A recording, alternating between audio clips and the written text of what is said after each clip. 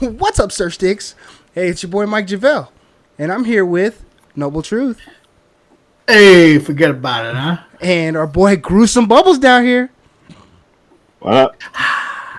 And we are the Cauldron Cauldron Boys. Boys. All right, so we got our boy. He's returning. He had some success with the deck. It's our boy Appa. Hello, hello. What's up, Apple? Welcome back, man. Yes, good to be back. First and foremost, I'd just like to say that from episode 1, me and Greg were right. Kadena, cEDH, viable. Yeah, so you've been having a lot of success over there. That's why we thought we'd have you on today. We would just revisit the Kadena deck we brewed back on a previous podcast, which you guys can check out in the description if you want. But to see where we went from a brewing status to where we are today, now that you've got some reps in. And I can tell you right now, that mid-range interaction package is fucking top-notch. It's always a problem. I've watched you save a game like 3 times. Several games. Still have things to go and be able to still have gas after that. That's the insane thing about having the engine that is Kadena in the command zone. All right, before we get into it, I would like to say, all right, so I was wrong. I'm sorry. I am. Because, like I said, I thought innate's where we're at. But well, here's the thing. The community told me, nah, bro, we're gonna get some tops. We're gonna win a tournament, at least one. Yeah. And it surprised me, and I want to all the Kadena players out there. I'm sorry. All right. Well, that was just it. Like when we were talking about it, we didn't know where it was, and we knew there was a guy out there playing Kadena in the tournaments. I think he won a Mox Masters. Is that right? I can't remember exactly what it was that he won. He's, from what I can understand, a European player. He placed in a couple other ones too, didn't he? Well, he went like he has several top 16s and his own top finish as well. Notably, it's not just the one player now, though, right? Yeah, so there are a few others that are now also putting up top 16s with it, and you're starting to see more people give it a try. And I'd like to go a little bit more into detail into why that is. Sure. Tell us. As we've played more and more, I mean, Greg can tell you this from our games in IBG, and Noble, you've seen this and just attested to it at the top yourself. The interaction package this deck can operate on is amazing. Answers for days. Not only do you get the normal blue-black control stuff that you'd see with like Talion or Blue Farm or the other, pillars of the format, but the ability to have all of these little creatures that operate outside of the normal stack window that, many people aren't playing stifle effects to stop your interaction, right? So they can't really fight with what you're being able to interact on. So you can more than one stifle effect at that. I mean, flipping at multiple. Right. Yeah. Put it back over and flip it again.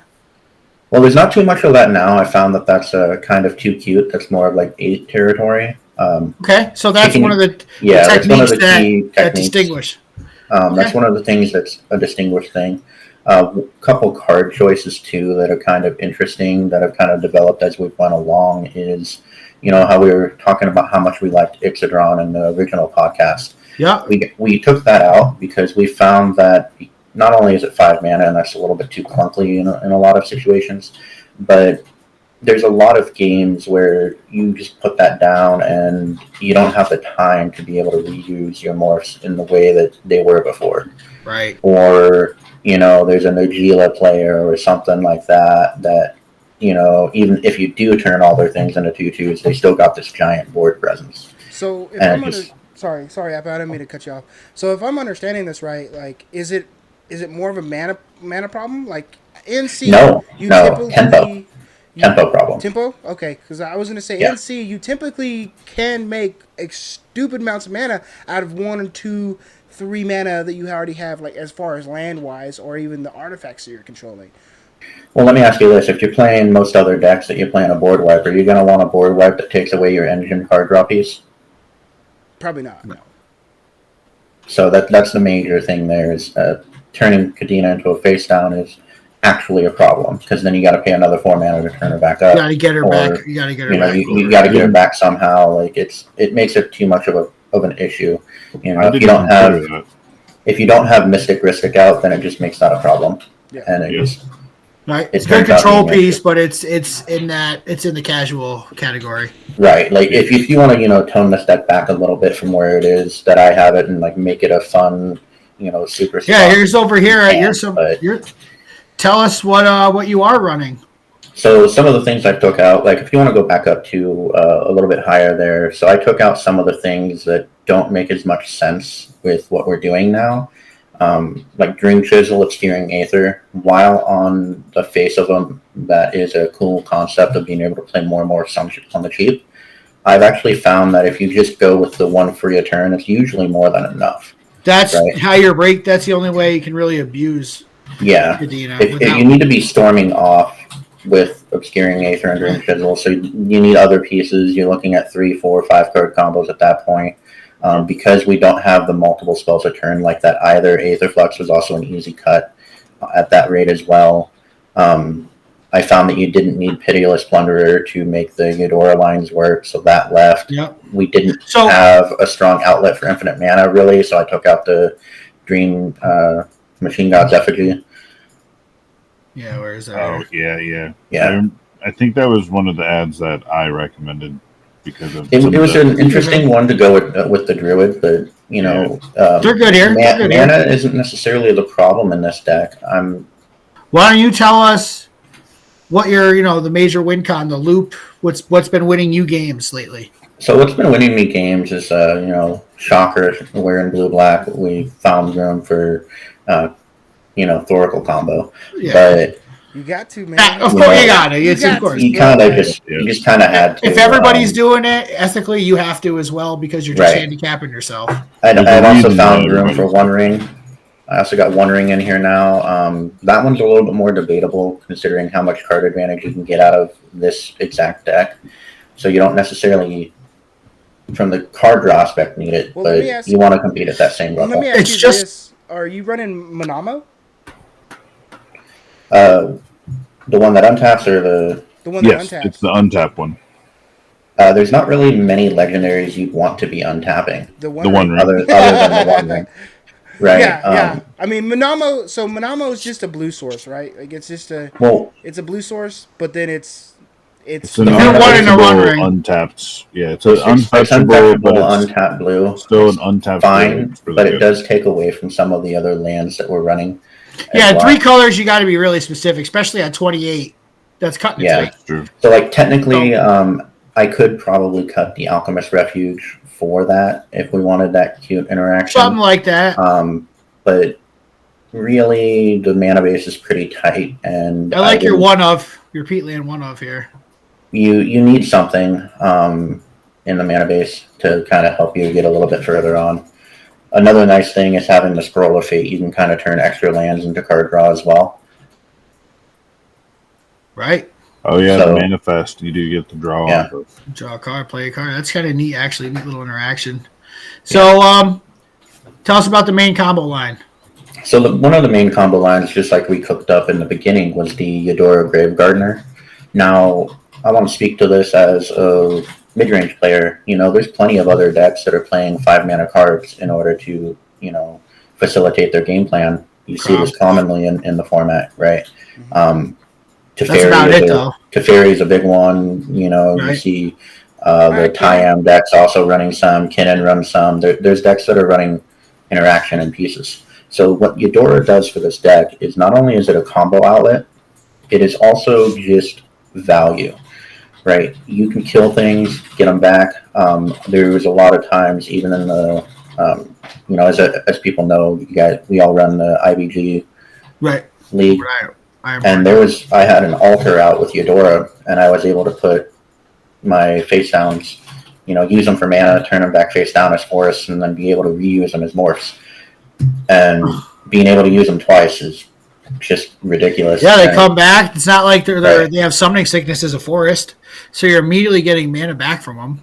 Yeah, you're immediately getting mana back from them. You're mana positive or mana neutral in most of the morph cases. Which is why with the zero morph creatures, it goes infinite. It goes infinite mana with Proteus Machine, or infinite drain with Ruthless Sorcerer, and a extra prerequisite of having a black card in hand, but that's not hard. Yeah, and that's like you said, that's 2 life all the way around the table. So it's and Eudora and an altar and one of these two. GG. So recently, and even if you don't have the combo win with those 2 specific morphs, you can still get insane value. How many people can fight through multiple Stratus Answers, multiple Den Protectors, bringing back whatever piece of interaction, being able to change what your clone is with Resume and Shapeshifter. There's so many lines in this deck on how you can interact. If you have your commander out at the same time, it's also the draw until you hit something good to help go further. Yeah. So combos without your commander, but with your commander, you just oops all library. Yeah, with the right thing, it's oops all library, or oops I just won the game, or something. Plus, like you said, we can all attest that you had the solid interaction to back that up. Let's look at some of the other cards that you've added. Covenant Falcon. Remember we had talked about this. Tell me about it. Yeah, we had talked about it, and one of the nice things about it is it's not only is it just a fine body to block certain things. We're seeing the rise of people trying to do aggro to circumvent the mid-range meta that we're moving into, and having this as just a 1/4 flying blocker can help a lot in that respect. But the ability to just be able to draw a stipend of cards uninteractably at instant speed is ridiculous when you're trying to combo off or trying to find, that last-ditch effort to stop someone else from comboing off if you have a line set up for the next turn. Now, let me you ask. You can give away horrible morphs. You can give away. I was gonna say, what are you giving away here? You can give away anything that isn't conducive to your current game plan. So, say a morph you flipped up that you don't need anymore or isn't part of the combo line. You can give away rocks that are tapped. You can give away tapped lands. You can give away all sorts of extra stuff that you don't necessarily need in that moment. Give away a 1 ring on 8. No, that would be fun. That would be hilarious. But, that would be hilarious. Probably not a good idea. But the other side of it too is 8. Yeah. The other side of that too is the other line of text on Coveted Falcon. Whenever it deals combat damage, you get to gain control of one of the things you don't control but own. Oh, it's attacks actually, so it doesn't even need to deal damage. You get your thing back. Yeah, you just get it back. So you can take back things people take with Gilded Drake or bribery or other whatever things that they're using. So it allows you a little bit of protection in that weird sense as well. Which is really good because, you want your own stuff back, Right. And, say you even at the, baseline lowest level, you can use it to draw, 2 cards for 2 or 3 cards for 2, at the very bare minimum. And then you use that to, steal back your mana rocks or your morph or whatever you gave away. One thing I didn't like, and it doesn't, just slight a nuisance to me, I thought, was the difference between disguise and morph and plot and all that. Was because doesn't disguise give it ward 1 and... Right. So, unfortunately, with the way that... do you know what it is? Okay, disguised, I know what that probably is versus your other morph. Yeah, you're going to have more of an idea of what it could be. That's one of the positives to Mega Morph versus Morph, is it's indistinguishable until it's flipped face up, which is nice, because now you have, more of that shell game from hell thing that Greg alluded to before that people don't like. Whereas with the disguise or cloak, you've got to be distinct and you have to annotate that differently on your board state. So, you have to show them that's what it is and be able to explain it. So having that. Just to make sure I'm understanding, disguise is an alternate casting cost? Just like morph, the face down cost of Morphus. It's the same cost of casting it face down. Except the only difference discernibly between morph and disguise is having the additional ward 2 as the face down. Yeah, but also same price to play. You got to pay its casting cost to flip it back over. But you don't get the discount off of. Yeah, you do. You do on Kadena. If you read Kadena, it's face down creatures cost 3 less each turn. Oh, that's dope. It doesn't say morph. It's any of them. Any face down creature. Yeah. Which again works for plot too. Well, plot is different. Plot is specifically a hideaway type mechanic, kind of like Foretell. Okay, so it's not plot, it's disguise. What's the other one? Isn't there disguise and morph? Cloak. That's what it is. Cloak is the warded version of Manifest. So they said there is a discernible difference. Some of them have Ward 2, the other ones don't. So you can go from that. That's public knowledge. Mm-hmm. Right. And if people are, knowledgeable enough about the morph pool, which, Or seen this podcast. Or seen this podcast. Or has ever got hit by a coveted falcon. Yeah. But here's the other nice avenue is I'm also running a couple of cards in the list that are also disguise cards. So you got a little bit of a Here's one. Is it that? Is it that? Just like here, extraction specialist. And this is just a temporary removal spell, and you pick your spots with this, and you can ruin somebody's turn. Yeah, I like this too because if you had to bounce one of your own things back, it's like there it is. Yeah, safe. You can return something that's being removed, or just like, hey, I want to reuse this morph again. Here's a way to be able to do it. It's also just being able to stop a lot of the different lines. So imagine me, bouncing your Clark to your hand when you're trying to play Shakashima, right? Like on the flip side of this, though, I also like that if you've shot your shot with Thoracle, and for some reason, your Thoracle hits, the trigger goes on the stack, but the it gets countered or something? Yeah, it gets countered. Well, then pick that Thoracle back up and try it again. Yeah. There's a lot of avenues. And what makes that... That's funny, especially if you have Leyline out. Yeah, what makes that even better in my deck specifically is we're running those flash enablers to be able to do that at instant speed. Yeah, so let's talk about that because Mike and I had made a very valid point. Here's the current lists. Let's go over here. We are running Leyline. We love Leyline in here because you can do it every turn, right? But we didn't see any Born Upon a win. I seen it down here in the sideboard. So I was thinking about it, and what I've actually found is because Kadena specifically says each turn, it's not a one-time thing, it's each turn. I want a constant effect. I don't want a one-time effect.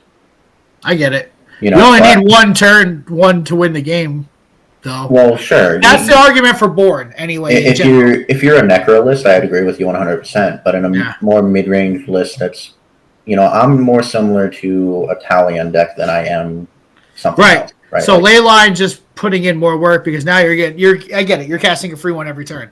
Another card to talk about that actually took the slot of Born Upon the Wind in my list specifically is Final Word Phantom. Yeah, we've seen this too. Let's go talk about that. So this card came out of the Murders of Karlov Manor precon for the Dimir deck, and it's a 1/4 flash flyer, and you can cast any spell on your opponent's end steps, right? Opponent's end steps. I've seen this a couple times from you. You were the first one I seen that from. I was I've used this to Thoracle combo at people's end steps. I've used this to play a more tempo-y control game plan of being able to not have to decide between developing my board and interaction. I kind of want to put that in. So, like say if this was our turn rotation and Greg went before me and I threw down Final Word Phantom at some point before that, I went through the table, do I want to play my Mana Rock or my combo piece or do I want to wait and keep up my counter spells? Say it. It's kind of a pseudo stacks piece too, because like if you Final Word Phantom and you have it sitting there, well now you if I'm sitting across from it, I know I have to keep up some kind of interaction. I can't just blow my load. Can't just let me combo. Exactly, I can't just blow my load and go because like you said okay, well I may go to my end step. Well now it's okay, well now I have priority too. Yeah, and we were talking about Born. Really, this really does the same thing as Born Upon a Win, except not draw you the card for 1 mana more. Yeah.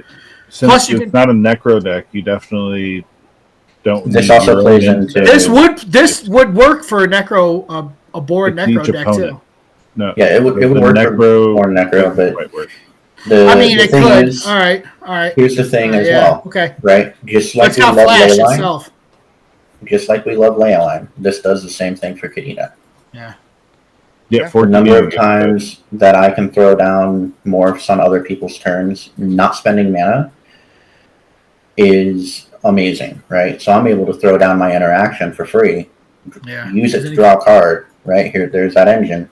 And then oftentimes my morph cost is much cheaper than playing whatever the CMC of the card is. Yeah, that's like one cycle going around, getting 4 free cards in your hand Every as time. long You're as like, 4 oh, look, free creatures on the battlefield that are your interaction pieces. which is backed up by the 32 creatures too. I mean, you're Exactly. gonna I'm playing the 32 creatures because it's so important and integral to the deck. But even if you look at the creatures, very few of them are just creatures for a creature's sake. They're always doing at least something.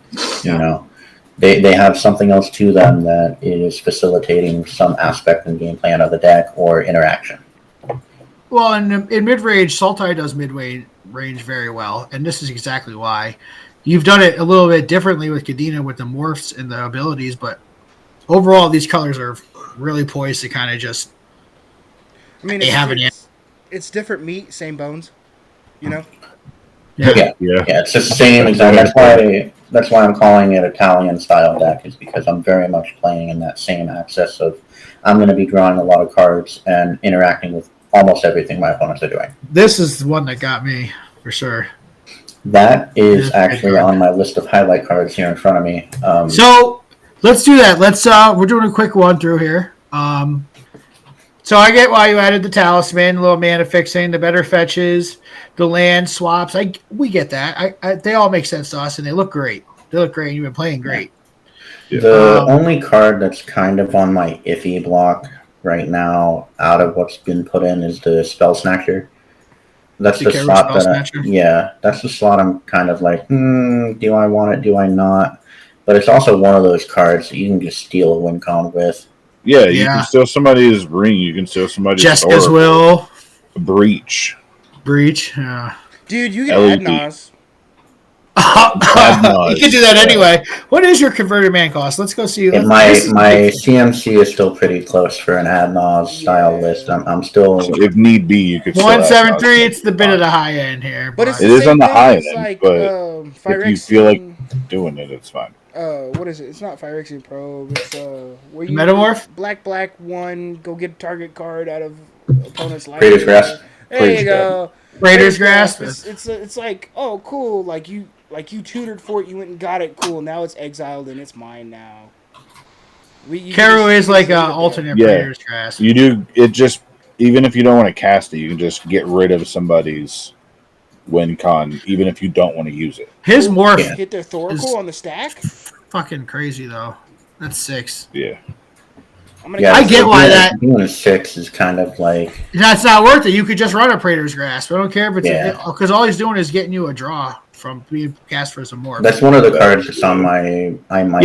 Is meme betrayal? Meme betrayal. No, I seen you didn't run that. Raji is the one who won the tournament. He's on and off meme betrayal a lot. It's so good.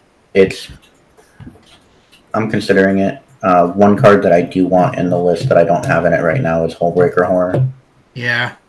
Hullbreaker Horror loops are dope, especially with all the 0 mana rocks and stuff like that. But at the same time, well, here's the other thing that you're probably not seeing initially there, Mike, is if you have Hullbreaker Horror and Kadena and a morph, you just draw a card. Here's my deck. Yeah, but isn't it first? The first one is 3, but if you can make Infinite Mana and Kadena and Hullbreaker Horror out, and you have the 2 mana rocks, that's the Infinite Mana to be able to use the one morph to draw your whole deck. And it doesn't matter. You get to draw a card every. So it's like a budget Thrasios in that loop. That loop, yeah. Yeah. But Dollar General Thrasios. So there's one thing I like that Dollar General Thrasios with the Hullbreaker anyway. Yeah. But Hullbreaker also just being the type of deck we are. There's plenty of times where you've seen it in games that I've been playing there, Noble, where I just have a shit ton of mana sitting there that I don't use, and that's fucking scary. Yeah. When you're on the other side, you're like, against the morph deck, you don't know what the fuck's out. Yeah, it's scary. Yeah. Don't like it. I've never liked it, even before this list. I don't like it.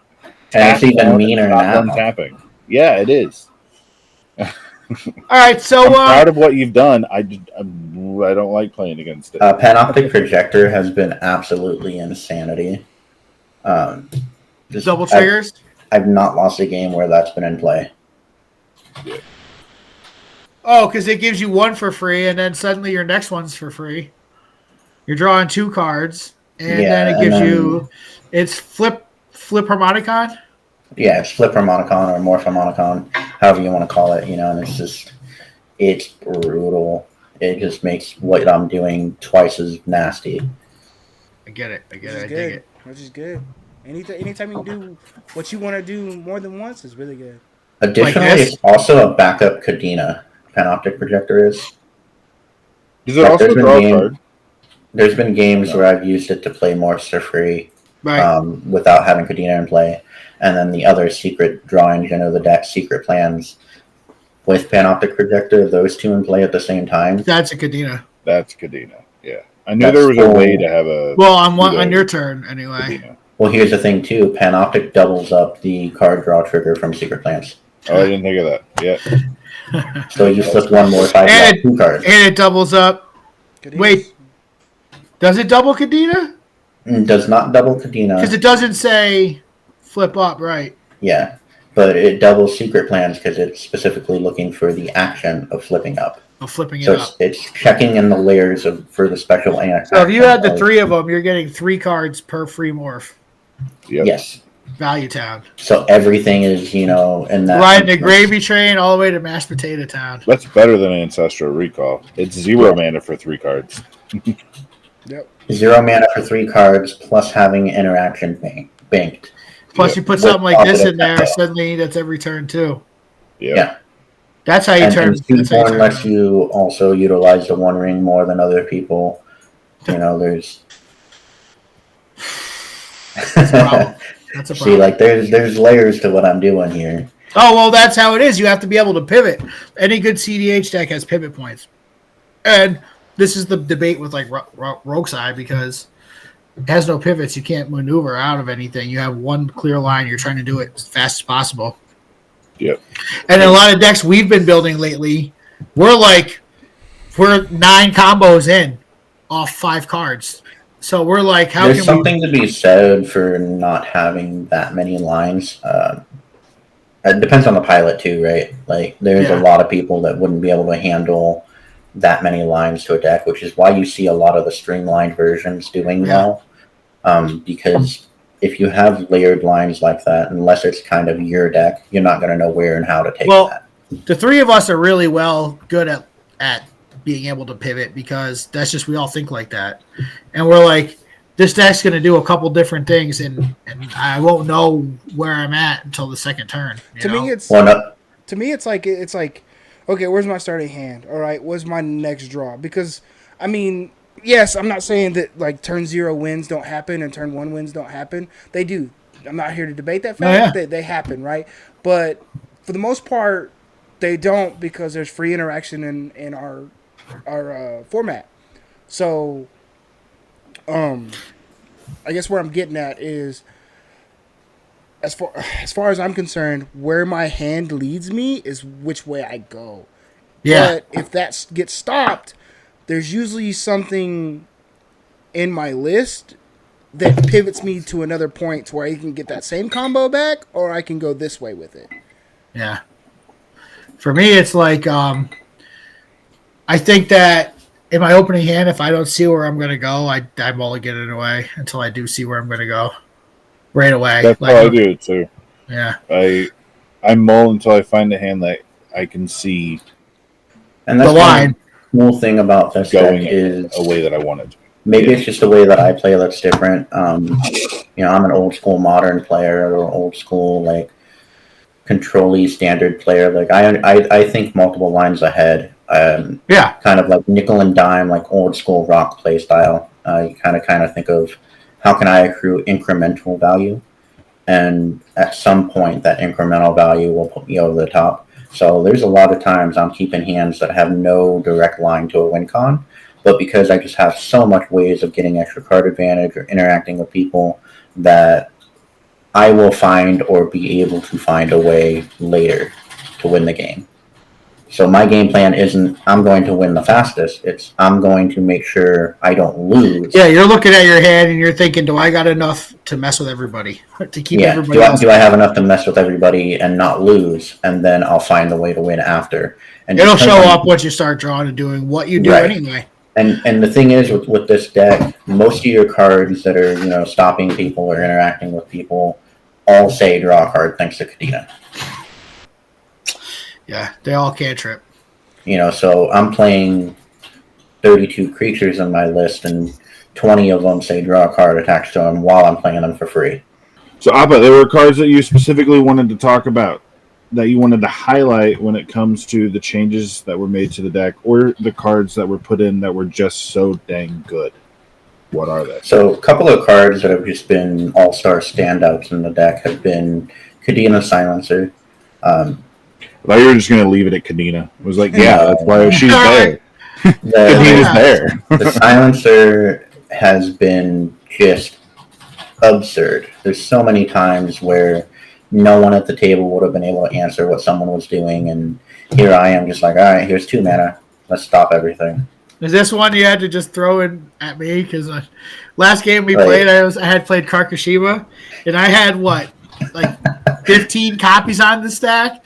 It was something crazy, and then I just killed everything. And yeah, I was going through it, and then I'm like, I'll do this, 5 copies. And somebody was like, okay, well, I'm going to counter that. And I'm like, okay, I'll counter that. Or deflecting swat, 5 copies. And then he goes to flip that over, and with those abilities on the stack, because while flipping it doesn't use the stack, the trigger does, right? Yeah. So I made a response, and then that got countered by the other player. It took all 3 of them, and I just watched my whole stack go. So I hope he does. That's just another card. I would feel honored, but also cry even more. Another card to talk about here that's been absolutely amazing is the Quanar there. The what one? Card, the one you're on right there. Flipping them back over. Kanar? Just the ability to flip them back over has been relevant a few times, but just being able to have what is essentially a dual caster mage face down is ridiculously hilarious. There's been times that I've set up where people will be going for Thoracle or something, and I can steal their console or Tainted Pact from them. Grab a pact or your force, and then I will go and, because I have Flash a lot of the time, the way the deck's built, be able to do Thoracle in response to their Thoracle. That's pretty disgusting, dude. That's like you here for it? Stand up and meet me outside, dog. Yeah. I'm starting to think that this may be an Avengers level threat deck. Yeah. It certainly feels. It's an Omega level threat. It certainly feels that way. There's so many games where I'm the arch enemy of the pod, and they just try, but I just have all the answers. Not only that, but there's also people rely on you to handle the situation. That too. There's been a lot of time where people are like, "Oh, Appa has to have something." Ask Appa first, right? Yeah, what's ask up, Appa man? first. Yeah. Priority bullying to Appa. Yep. Priority bully Appa. Let's do it. Yeah. That's how we get. That's how we get our wins out. We got to get them to priority bully, and then hope he uses it all. Yeah, hope I use it all, so that way they can, sneak something past me. That's the only way. Another cool thing about, we've talked about Eudora before, but just the card being there to just reuse all these morphs if they die in combat, or we're running the altars is kind of like a weird ritual effect, also part of a combo line. So the only cards that we're taking up slots that aren't directly part of the game plan or good on their own are the 2 altars, which means that it makes the deck better. So even the Ruthless Ripper, having that card, there's plenty of cEDH decks now that are just attack decks, right? Yeah. So being able to just throw the face down morph in front of it and they don't know it has Death Touch, that's a removal spell now. It's already drawn me a card. And pretty much, it's a free reveal. So yeah, it's a free reveal. And it's just so many times that's just been I'm going to kill your commander that attacked me. You're like, oh, I mean, I'm glad most of my C commanders have flying. if these things could fly, oh god. Yeah, and there's things like Stratus Dancer hanging out that fly randomly too. So But and that's not another anymore. thing. Not while it's face down.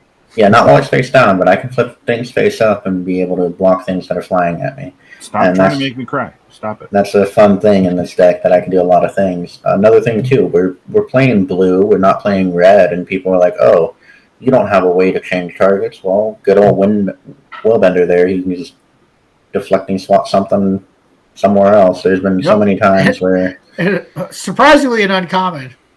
Yeah, surprisingly an uncommon. Who thought that would be a good idea? But for what is really, I made this comment on one of Rip's posts. The original deflecting swat, Imp's Mischief. Yeah, it's like the OG change target. So, but it had to be having this here. Yeah, it had to be happening to you. This you just be like, you add noise. I want to add noise. Yeah, there's so many things you can take with Willbender, or just like if you don't agree with someone's targeting, that maybe you have a little bit more insider knowledge and they make the wrong choice with threat assessment with their removal, you can just kind of help it along to the right spot. Like if I'm playing Cass and you're playing Kennen, my graveyard's empty, and somebody tries to swords my Cass, you could say, no, Kennen needs to go. Flipping, there goes Kennen. Yeah, or even more. Also, why would you do that? That sounds like a dumb decision. Don't like swords Cass when the graveyard's empty. Yeah, I feel like but things like that happen. Yeah. I was calling you out. Yeah, you and your Kennen. Who did that? That's one of the things about this deck too, is every card has a role to play in either interacting with the opponent or having a proactive game plan with it. And outside of the white removal spells, their Gift of Doom down there in the enchantments has kind of been a sneaky good card that a lot of people want to tell me to cut from the deck. But is this one of your highlights? It's actually been very good a lot of the time, as we've seen. There's decks that are turning to trying to end the game with aggro, and if you have an indestructible death toucher in their way, it just stops a lot of their steam. Put that right on Kadena, don't you? It goes on Kadena a lot. Yeah, right away. It can go on Eudora. It can go on pretty much anything. You choose the target after you flip it up. So once you flip the card, once you flip that, if you put this on a creature and flip it back down. So it becomes an aura. So if you flip whatever is on it back down, it still retains the counters and things that are on it. There's not a lot of flipping back down, though, is there? Not now. The only card that does it itself now would be the Quanar. He does it himself for 5 mana. But yeah, all right. Other than that, nothing in this deck currently is set up that way. But there are cards that do it. Weaver of Lies is a big mass one that does it. Hold on. What? Any other highlights? Any other highlights? Got a little bit of lowlights of cards that I'm kind of keeping my eye on, if we want to go into those. Grim Harvespex is one that I'm kind of been side-eyeing about its inclusion.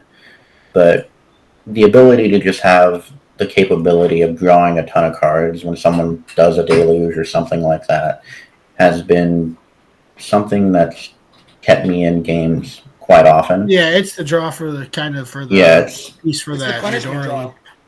Yeah, it's a punishment draw. It's just a retaliation way of just staying in the game. It's so good.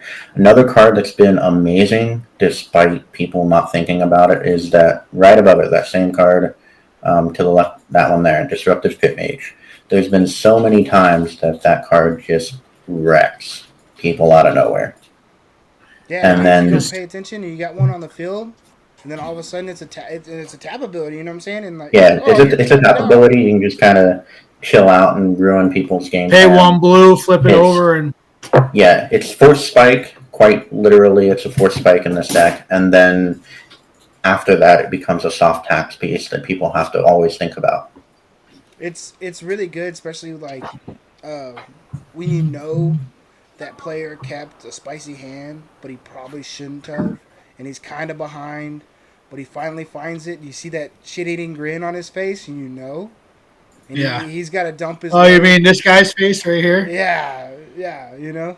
Yeah, look at that. He's like, yeah, yeah. He's like, yeah, you know what I'm doing. You know what I'm doing. He's like, look at him. He's like, eat that. But like, there's certain times, or there's certain games where we may keep questionable hands because the lines are there, but it's like, oh, maybe this top card, or I can. Yeah. I've got some digging power here. Or maybe I'll see if this works. All right, I got a mystic or a ristic. I'm willing to let this go. Speaking of hands, this is actually one of those decks that has a lot of hands that will actually bait you. They'll either bait you, or they'll look like they're good and they're not, or there's other hands that you'd think would be good typically that aren't, and then other hands that would be better than people would think that aren't clued in on the deck. So one of the things we can do with this is run through the hands, kind of what is a good keep, what isn't a good keep. There's a lot of times where in this deck people will think a hand is keepable and it'll be a trap, or other hands that will look like they're bad but will actually be good keeps. You guys want to do that? You want to move in? I'm curious because there's hands with the pilot of a Kadena deck. Let's do a couple play tests with the Master of Kadena. We should. Appa, hold your tongue first. Test Mike, and then you. Because Mike's the one who said it was a bad commander for cEDH. So we're going to test Mike now, and then you say whether you're right or wrong. Play test. I'm probably going to fall for traps just because, like... Oh, yeah, you are. You're just like Noble. You fall Open in hand. No, I bait half the time. Maybe actually not half. Probably a lot less. I like it. Now that it's on the internet, you don't want them to know. I'm first to shoot them like a cowboy, baby. Fucking just firing them off. I usually make you have it. Like, if you don't have it, then I'm winning. But, like... Yeah, you make me have it. That's for sure. I think this is a keeper hand. Let's take a look. All right. We got a Kadena Silencer. Boseiju. Alchemist Refuge. Boom, boom. Soul Ring. Ancient Tomb. What's that? Overgrown Tomb. And a Willbender. It's a turn 1 morph. Yeah, I don't know. Do we keep that? That's on turn if you want to play That's all. You don't get Kadena out. No. You can't get Kadena. I don't think I would keep that. I think that looks like a trap just because... It's a trap. You have the... Speaking of it, first draw is a trap. Yeah. So here's the insights on why this hand is or isn't good. So most decks you're looking at, you have 2 forms of fast mana there and 3 lands. In a lot of decks, that would be a go, right? There's so many decks where you'd keep this, but in this deck specifically, you're looking for card advantage and you're looking for castability. You don't have the way to get Kadena in play. So you don't even have blue to play your morphs. I mean, right? You don't have the way to use the interaction you have. So this would be a complete throw. That would be an instance of a bad hand. All right, next turn, keeper. I would say that every time. We got Offer, Scroll of Fate, Ancient Tomb again, Imperial Seal, Ristic, and Mystic. I can't make this shit up, and it's hard. And first draw. I would have kept this because you could turn 1 Mystic. Turn 1 Mystic, turn 2 Ristic. So my opinion is I'm gonna ship that, dog. And here's why. You're gonna ship a seal? Why are you shipping this? Here's why. Okay. Because I'm not gonna see another land. I'm not. Right? So if I that's why you seal for it. like nobody plays into my mystics or my ristics. They always pay. They do me dirty, right? Like that's how my game experiences go. True. Look at y'all two. Yeah. Also, this is one of the times where this would be, I think, players' preference. Turn 3. Okay, here's a good one. One more hand. Pre-game with the Gemstone Caverns. All right, Rejuvenating Springs, Verdant Catacombs, and a Command Tower. So you're turn 2 of any color, right? Probably going to use them to cast this Talisman. You have a Grim Horrorspux and a Worldly Tutor. That's pretty good. So first turn, Kadena Silencer.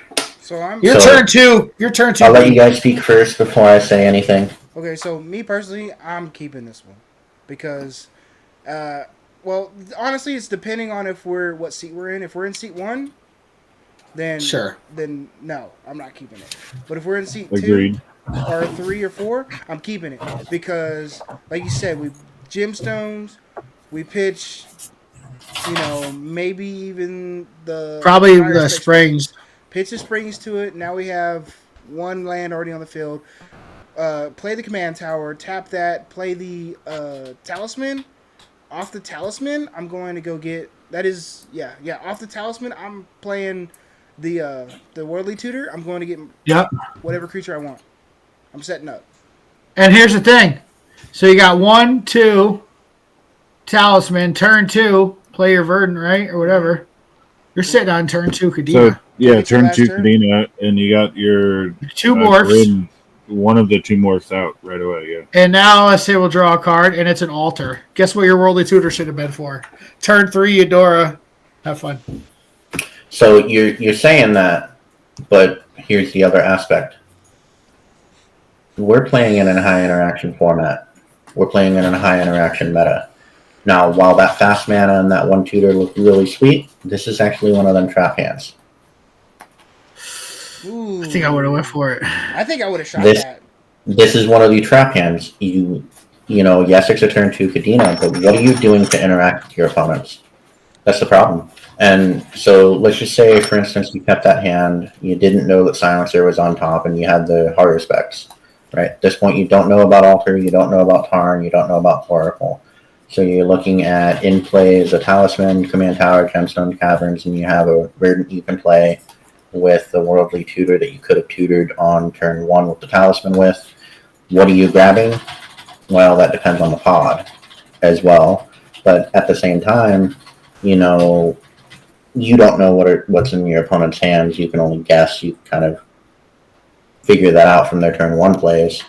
And even then, are you jamming an unprotected Kadena on turn 2 with no way of taking advantage of it? Well said. Well said. Yep. All right, well, I guess we're not a turbo rod side deck. We can't just force people to have it. Yeah, Why you're also not? not turn Why 1 not? wheeling like Cass. Yeah, Why you're not not? turn 1 wheeling like Cass. You're not setting up a turn 2 or 3 Quark Storm combo. You're kind of figuring out lines as you go and interacting as you. You got to be flexible with this deck. You can't just keep your foot on the gas. You have to be more patient playing this deck. A lot of people are so gung-ho playing Magic. This deck's more about taking a step back and thinking, all right, when do I shoot this shot? That's why. How can I make this shot matter the most? That's probably why I would never be good at piloting a Kadena. Is because I don't big brain very well. I'm good at interactions and stuff like that, but as far as big braining, nah, bro. I turn cards sideways to get there. Well, that's also a really cool plan B that this deck actually has when you're not doing a combo line. I was able to just turn sideways with all my morphs and Kadena and just beat people that way. I beat their life totals down, beat base. Believe it or not, if you have more life than your opponent, you win. Yeah. Doesn't matter until the number's 0. But shout out to my boy Rip. Yeah, there's been plenty of games where each of us have won at 1 life. Mm-hmm. Mm-hmm. Yeah, or lost to somebody else. Lost at 40. I've lost at 40 plus life. Yeah. Adnaz is a hell of a drug. Yeah, that's it. It did. She'll get you hooked. It's kind of rude. I'll add Nas and go to 3 and then lose, not hit a single thing helpful. Good ad Nas and you're willing to risk it for the biscuit every time. Yeah, there's times where that happens. Just do one more. You got 5 life. Just do it. Bolas Citadel. The Bolas Citadel. I did that, bro. I did that. One of our league games. I was like, Adnos. All right, cool. I'm at 5. One more. Bolas Citadel died. Ah, sugar. All right, I think we're gonna have to wrap this up. It's getting to be our time here. So, any parting words? Last thoughts, musings, reflections. I'm actually really glad, Apple, you came in, showed us what the differences are, how this is finely tuned. We've all had a chance to see this in play, which made it real easy for us to have you in here and be like, yeah, let's talk about Let's this. bring him because back. Let's do it. It's a thing. It's hot. It's playing well. It's well rounded, and you've done a really good job with it, man. So Me and kudos Alpha to you. are still discussing the cards as new ideas pop up. I'm really excited about Kadena and where it's going. I'm watching those other people who are playing it in the actual tournaments, just like Appa is. Yeah. I'm excited to see what happens, and they're only going to print more morphs. Yeah. There's going to be more interaction Effects, more to morphs. adding into this. Tarkir was so popular to so many people, and I knew a lot of people that started playing when Tarkir was like the thing. And the fact that we know at some point they're going back to Tarkir means we're going to get more for this at some point. They may even give us another precon with some more busted stuff in it. That's Kadena Silencer's precon card, Kira Spell Snatcher precon card. There's even Scroll of Fate was initially a precon card before they started putting that into other products. Mm-hmm. So there's a lot of stuff. Even you can't really look down at the precon cards. Look at the Final Word Phantom there. It's a great example of a cEDH playable card that just came out of a precon randomly. So we're gonna have to wrap this up. With that being said, Appa, it's been very awesome having you here. I'm glad we had to talk about it. I'm glad more people are going to know about it. I'm not glad I'm going to get my face beat in. I'm looking forward to seeing it across from it. I really am. Like I want to. Very much looking forward to seeing. I think we need to have him on for a game. Gameplay video? For sure. Gameplay video? Yeah. All right, we'll talk. We'll get that scheduled. Yeah. I'd be down to make Mike cry with the Kadena. Oh, yeah, it's really easy to do that, You just gotta do the thing. I think we all kind of want to wail on you now a little bit. So yeah, you're gonna be the target, Mike. Now. It's kind of fair. After that last time, a couple times, as I was. After you shut down every single one of us individually? Yeah, totally. That Amalia deck. I have not actually got to play against him. You shut down my Amalia and my Kark? Yeah, I did win. I did win with the Kark later in life, but not that time. But not that time. Not that time. I'm remembering the time specifically where I stole your Amalia line with the Bonar with the projector in play and did like 3 demonic tutors on top of yours. Yeah, I stole my Amalia line. That's right. I'm like, I just want to go get my animate dead and put it in my graveyard. What's up? World Golger combo? Abdel, but yeah. He was trying to Abdel combo, and I was just like, yeah, that's not happening. I'm going to demonic tutor twice instead of you doing it at all. That's a good game. That's dope. Okay. We're going to call it there because my door's being beat on. They want to All right, y'all. This is the Cauldron Boys. I'm from Noble Truth. Mike Javelle, Gruesome Bubbles, and our guest, Apaka Kakatu. Did I do it right? Nope. No. All right. So maybe next time. GG, y'all. See it. Ladies.